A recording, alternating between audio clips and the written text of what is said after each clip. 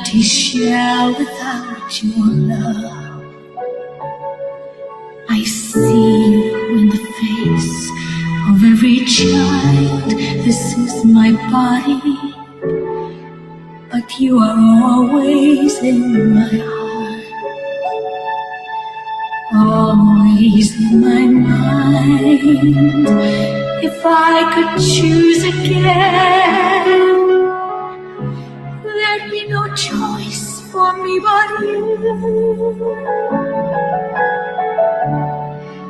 I do what I must do.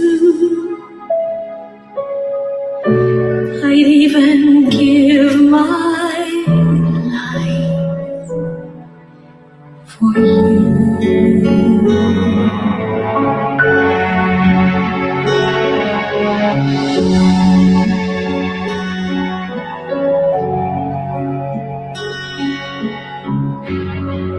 This is my body.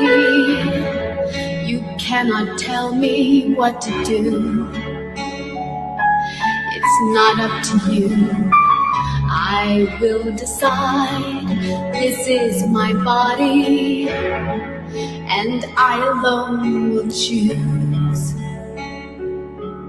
If this life within me lives or dies, this is my body. I'll do what I must do. This is my life. I will not sacrifice my life for you.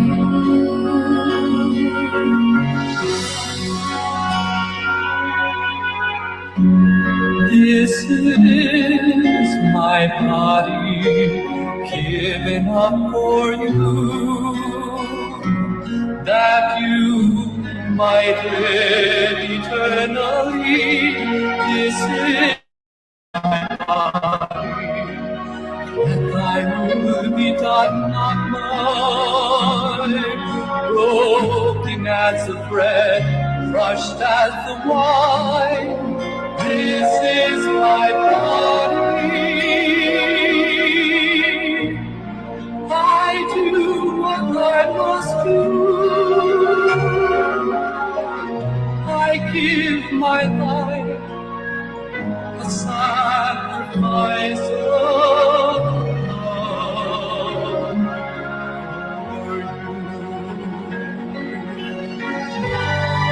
This is my body given up for you. I have the right to choose. I have so much to lose. Don't tell me what to do. This is my body, and thy will be done, not mine. If I could choose again, there'd be no choice for me but you. I don't know you. I'll never hold you. You're always there, awake or in my dreams. I give my life. This is my life. I cannot sacrifice my life. I would do anything for you. I can see no other way. The choice is me or you. Father, forgive them. They know not what they do. How can I forgive myself for what I've done to you? My wounds have set you free. Do this in remembrance of me.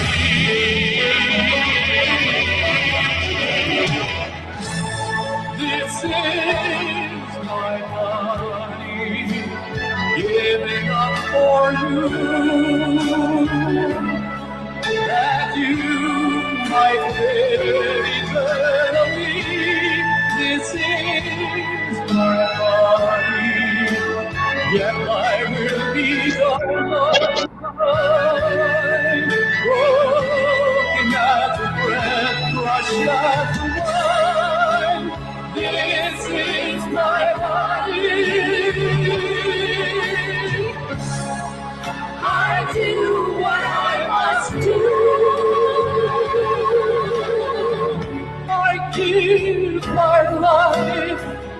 a sacrifice.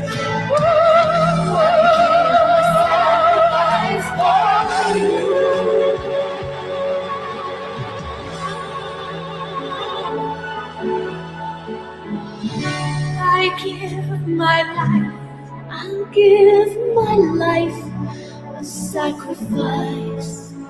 A sacrifice of love for you.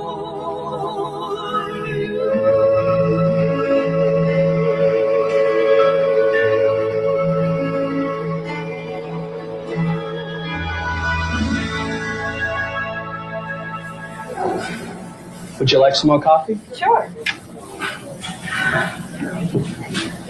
Hope you enjoy the show.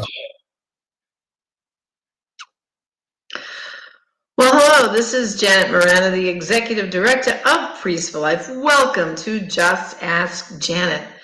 And of course, you say, Janet, you're not in the studio. Well, unfortunately, over the weekend, my brother John Watson came down with COVID-19. He's toughing it out at home. But I only saw him for a few minutes on Saturday before the diagnosis. And because of that, even though we were a little bit of a distance, the doctors recommended that I quarantine at home for a week and then get a COVID test at the end of the week. So hopefully I will not get it, God willing. This is about the fourth time I've had to quarantine for different reasons, and I've had at least 4 or 5 negative COVID tests. So we'll keep to pray that that's the case. So this week I'll be broadcasting from home just to keep my staff at Priests for Life safe and my whole studio crew. So, that's just how it is. I played the This Is My Body video for you. Now, that was a song that was written by the Irish singer Donna, and she wrote it after listening to a talk by Father Pavone. And of course, the concept is the phrase, this is my body. As you know, the people on the pro-abortion side, they call it health care. This is my body, But the true meaning of this is my body is what Jesus taught us. This is my body, so you might live. So, I give my body for you that you might have life. And that's what we're hoping, obviously, for women who are facing an unexpected pregnancy and all that. Well, joining me today, we're going to talk about how radical some of the people on the other side, that they're talking about reproductive health care for women and all that, but there are some groups on the other side that are getting very radical and very violent. So joining me right now in our program is Beth Vanderkooi, and she is the Executive Director of the Columbus Greater Right to Life.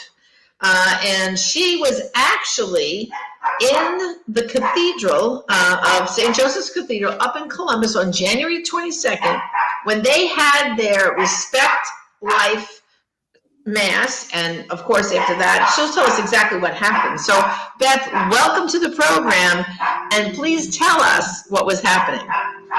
Yes, everyone. As Janet said, my name is Beth Vanderkooi. I'm the Executive Director of Greater Columbus Right to Life here in Central Ohio. And as many of you may have heard, on the anniversary of Roe v. Wade every year, we have an event. There's actually 2 events. The first is sponsored by the Diocese of Columbus. It's the Respect Life Mass. And then following the Mass, people process over to the Ohio State House, about a couple of blocks away. And we have an event that we call the Roe Remembrance. This year, I had actually just left the Mass. I wasn't here when it happened. Our bishop's homily went a little long, as the Respect Life Mass tends to do. And so I realized I needed to go set up down at the State House. So I exited through the side door of the cathedral. And within probably minutes of my leaving, what happened, and many of you may have seen this footage, but a group of self-proclaimed, what do they call themselves? Radical militant abortion activists stormed into the cathedral. They flung over a table. They rushed down the central and the side aisles of St. Joseph Cathedral. They got up on the altar and they were screaming, 2468, this church teaches hate. They were also screaming incredibly obscene and vulgar curse words and things like "we hate you." It was very profane, and so after a couple of moments, the police, we always have special duty security. Unfortunately, you have to have a special duty police officer at church now. They had pushed past him. He had called for backup. Within just a few moments, the Columbus police came. They got them along with some of the men in the cathedral. It was really quite, as jarring as it was quite beautiful to see what happened, because as these women were coming up and trying to get on the altar and getting up where the priests were, the Mass was celebrated by our Bishop Robert Brennan. It was also concelebrated by Bishop Malisak of the Diocese of Cleveland. And so some of the staff and the men who were there kind of stood in front of the altar, hand in hand, to hold them back, and without touching them, push them back from the altar, while many of the families and the students and the young people just knelt and prayed. So after a few moments, the Columbus police was able to get them out, got them outside. Unfortunately, they did not detain and arrest them. But I have to stop right there. Yeah. They were trespassing into a cathedral, so they were trespassing. Mhm. And this is not about the First Amendment right. They were trespassing on private property. A liturgy was happening, and they smashed in there. I mean, I don't understand why the police did not take them and arrest some of them. Well, the city of Columbus has recently adopted some police reform. And between that and also some policies that they adopted over the summer, it was the general policy of the police department that they're not currently making arrests for anything that is a misdemeanor or a nonviolent felony. So I will say, having heard from some police officers, this is not a group. This wasn't a one-time group. This wasn't. This is a group who is very regular. They harass not just us, other members. Really, the only thing that has changed is that this time they targeted Bishop Brennan and the Respect Life Mass. Right. And so, so they got them outside the cathedral, but then they weren't done yet, were they? Didn't they proceed to try to disrupt your rally at the State House? So it's actually not a rally. We do our event a little bit differently. And we actually obtained a permit and rented out the State House for what we call our Roe Remembrance. And it's a little bit different than a lot of events, but it really does serve as a memorial for the 19,000 babies that have died in Ohio, roughly 19,000 since last year. And so, it starts out, it's very prayerful. It's a little bit different than what you might see for the March for Life. Right. And it really does serve three purposes. The first is to remember those precious unborn children who have died from abortion. The second is to reach out to those who are hurting following an abortion. Right. So you often have, I think, in fact, we've had a Silent No More testimony. We'll often have a post-abortion, a woman or a man who's experienced an abortion. This year, we actually focused on abortion pill reversal. Right. Very important. 70% of the abortions here in Central Ohio are happening with the abortion pill. So we wanted to really focus on that.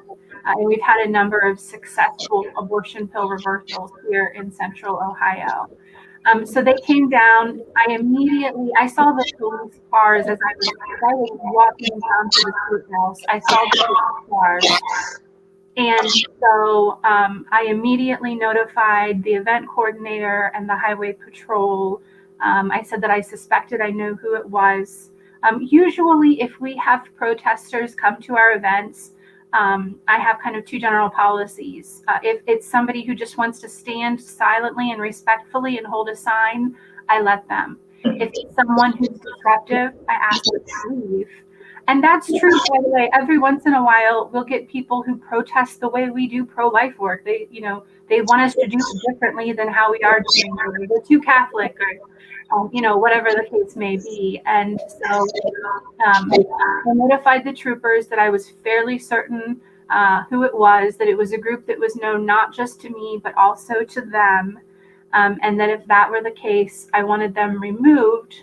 As is law, I wanted them removed to either a different part of the State House that was public or to the public sidewalks. Did they remove them? Well, they came. First, they tried to block our people from even being able to get onto the State House grounds. And we had the Highway Patrol disperse them.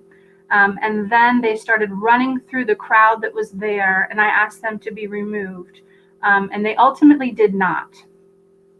So they said they were acting on some additional orders because that were put in place because of the protests both this summer and in the week prior. Many of you may have heard that there was a lot of concern about violent armed protests at the State House after what happened at the Capitol. So they had basically shut down the State House Monday through Wednesday. And we were keeping up with that all along. But yes, so because of everything that had happened, because of the cold weather, we had to substitute in a smaller sound system at the last moment. And it should have been no problem. It was our sound system. It's usually great for a crowd of 200 or 300. Unfortunately, what this group, and there were about 8 of them at the cathedral, it had grown to maybe 15 or 20 by the time they got down to the State House. I think perhaps because there were some people who just, maybe they weren't available yet, or maybe they just, they drew a line in the sand at storming into the cathedral. But they were there, and if you saw the video from the cathedral, I have to say that what they said and what they did at our event was far more vulgar, and they had their own sound systems, and they had sirens, and just, they were able to almost entirely drown us out. Luckily, our microphones were fed into our video stream, but even if you go and you go to our YouTube page and you watch the video stream, you can hear the obscenity and the vulgarity, not just toward us, but toward the police officers or the highway patrolmen who were there. And really, what this group has become known for doing, they have a lot of target toward pro-life activity, and they have a lot of target against the police. And they're constantly battling to try, they're trying to get that confrontation, that physical confrontation. And in this case, the police were not giving them that, and they were not, because of that, they didn't remove them from the facility. So it's a shame. So but you were able to let some people speak, even though they were trying to drown them out, right? Well, if you go to our video, you can hear most of the speeches. You just definitely have to listen very carefully. And what's your YouTube called? So for those who are viewing, we're just under. So you can find us on all of our social media at GCRTL. So Greater Columbus Right to Life. That's our username on YouTube and Twitter and Instagram and Facebook. Right. All right. So if you, brothers and sisters, you want to check this out, please go to their YouTube channel. That's Greater Columbus Right to Life, GCRTL, and see what this group is doing. Well, also too, Beth, I'm going to have joining me now from our pastoral team at Priest for Life, Brian Kemper. Excuse me. He heads up our youth outreach. And last January, at the Silent No More awareness event, our gathering, which, by the way, brothers and sisters, we march with the women holding I regret my abortion signs, the men I regret lost fatherhood signs, siblings, I mourn my aborted sibling signs, and they march as part of the March for Life. When they get to the Supreme Court, we have a permit like you, we had a platform like you, we had a sound system like you, and normally the women start getting up there, and one by one they give a 2-3 minute testimony about their abortion, each person. And sometimes we have 50 or 60 people giving these quick little snippets of testimony. while the marches are going by. Most of them will stand and listen to one or two testimonies, and then they go on. So it really serves as really bringing the damage abortion does to women, men, and families up front. So now I'm going to ask Brian Kempa, because this is the same group that stormed your cathedral that did this to us last January. So I want our audience to understand. They are all over. They follow pro-life events, and their plan is to shut you down, shut you up. I mean, this is terrible. So Brian, tell our viewers what happened last year to our group. Absolutely. And thanks for having me. And Shannon, I have actually been to many of Beth's events for Greater Columbus Right to Life, and there have been a protester or two outside, but Beth has always allowed them to be there. She's never said, well, you can't protest. I mean, we both agree if they want to protest. Brian, the same thing is Silent No More. Over the years, we've had protesters standing all the way off to one side in front of the Supreme Court, and we're here in the center. Okay, fine. That's how I got involved with Silent No More the first time, is standing with your women.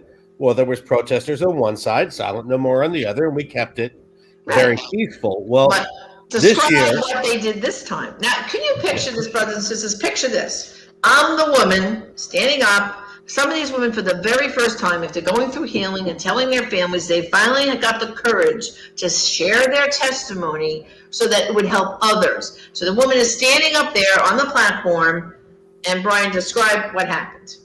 Well, I walked up with my group from marching right at the end of the march. Everybody comes, and the last thing you see is the stage, and the women of Silent No More start their testimonies. We got there right before you were about to start, and we noticed that the Students for Life of America group was dancing, trying to drown out with music just the vile words that were coming out of these people's mouths. And so we came up, and I saw you and Father Frank, and I saw them attacking the stage. They were trying to rip the microphone down from the stage. They were trying to destroy that small stage. And look, Brian, our producers put up a picture. There's Brian. Okay, what he's doing is he's up on the stage, okay, kind of trying to push himself between them and the woman from Silent No More, and you can see a little bit of Father Pavone's head there, and I'm up on the stage too.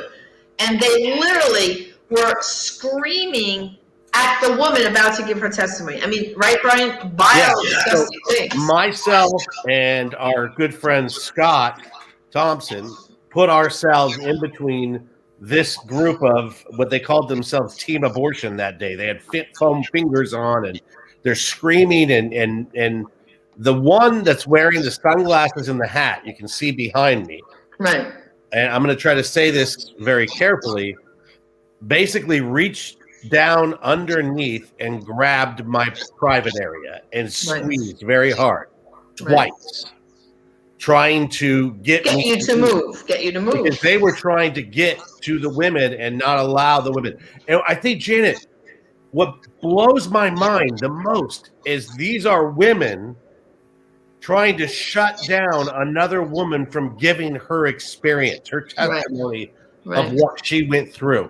And that, to me, was the most mind-blowing, is they are talking about being about women's rights and feminists, yet they are shutting women down. That's right. Again, I think you and Georgette and I both noticed one of them, about probably 30 minutes, 40 minutes in, we could see a change in their face as they began to listen very intently to those testimonies. Well, because that's what we did. You know, because Brian and you and Scott were there with the buffer, and we had a microphone system that was pretty good, I literally had the girl, the woman from Silent No More, eating the microphone so her voice could go out over the screaming, and those girls had no choice, those violent women, but to hear the stories. And we noticed that, you know, after a little while, took about a half hour of them carrying on, they left. They just left. I don't think they could take it anymore, listening to story after story of damage, destruction, and damage and destruction. Now, I believe, will they change their mind? No. One of them, Janet, and I think you saw this, Georgette noticed this. Right. One of them was affected. Definitely affected by this. I think one of them might have had an abortion experience that wasn't so good. And by hearing those stories, they identified with the women. But Brian, tell us the name, some of the names these groups are known as. There's some names for them, right? Well, I know the Abortion Access Fund is the main group, I believe, unless there's another name, but I know that sometimes they call themselves Team Abortion. They have foam fingers. Yeah, they have an organization, but to be honest, I don't like to speak it because what happens. Well, I don't like to speak it because I don't like to speak about, quite frankly, evil things, and they openly practice in the occult and some other things, but also. Yes. I always try to tell people, when we talk about this, what happens is everybody goes on their computer and they look them up and they consume what they're putting out there. And we shouldn't monetize their accounts. We shouldn't, place them higher in the social media algorithm. But they truly have two goals. Their first goal is to gain additional notoriety and to get more people watching them.